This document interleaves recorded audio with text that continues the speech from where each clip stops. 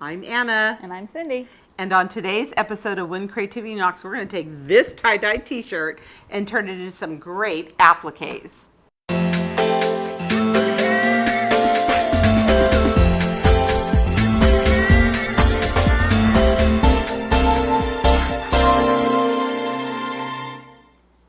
Who knew that tie-dye would make it back, but it is stronger than it even was in the 60s. And it's easier than ever.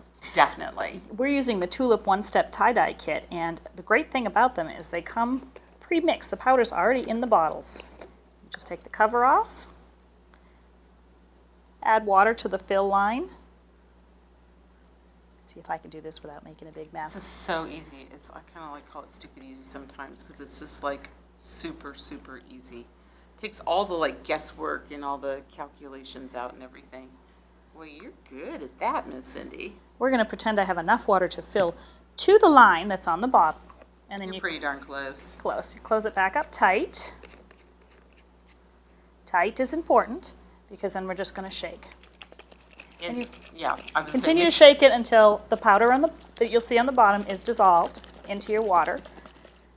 And a little tip is, see how she's holding her finger? Yeah, just to be sure I'm putting my finger on that little cap so that it doesn't come flying off. We don't tie-dye the walls and the carpet and everything. And I've also found sometimes some of the colors are a little bit more stubborn to add the water. So I'll put just a little bit of water in, mix it, and then add the water. And then add more. So those are just our little tips that we've gotten using the product that works for us. It's that easy. It's ready to go, easy to use, and the colors are vibrant. And then if you remember, you just take a white t-shirt, and then you're going to take these are pretty heavy duty rubber bands, and you're just going to wrap They the also rubber come band. in the kit, too.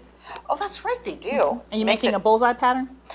Yes, I am making a bullseye pattern. Thank you so much. So you're just going to go ahead and just keep adding. There's really no rules to tie-dye. The crazier, the wackier, the more fun better. it is. Yeah. So now that you've taken the t-shirt literally off my back, tell us what creative thing we're going to do with it. Well, I'm going to show you how to do some appliques with it, Cindy, because I don't always want to wear a full-on tie, but it makes a great pattern. It's pretty. And so I have a new granddaughter, as we all know, and I decided to make a little blanket for her. So this is a men's extra large shirt. Mm-hmm. So what I did is I just very carefully cut right along the fold lines. And where the seams are in the shirt? Yeah, the seams, and actually pressed it beforehand. So that really helped too, because the shirts are a little wrinkled. So go ahead and cut that off. And once you've done that, you're going to have a piece like this. All I did was back it with some flannel, just sewed around the edge, turn it wrong side or right side out, did a couple more stitch lines, and now I have this great little blanket. But here comes the fun part. Here's the applique. It is cute. Isn't it cute? Of course, we all know peace and love with tie-dye, so what's more applicable than a peace sign and a heart? So I'm going to show you how to do that, how easy it is. Now I cut out a little piece of the t-shirt. But before I did that, I took a peace sign, and I just got this on clip art online. Just downloaded it? Downloaded it, blew it up to the size that I felt was right, and just trace it right onto the heat and bond. Okay. Just kind of cut around the edge of the heat and bond, and then you're going to adhere it to the t-shirt. Okay. Your little scrap. So this is what it looks like on this side, and this is what it looks on that side. Go ahead and cut it out. Cut it out. And the paper heart, I'm not even going to show you because it's literally a paper heart. Yeah. Fold it in half, cut a heart out.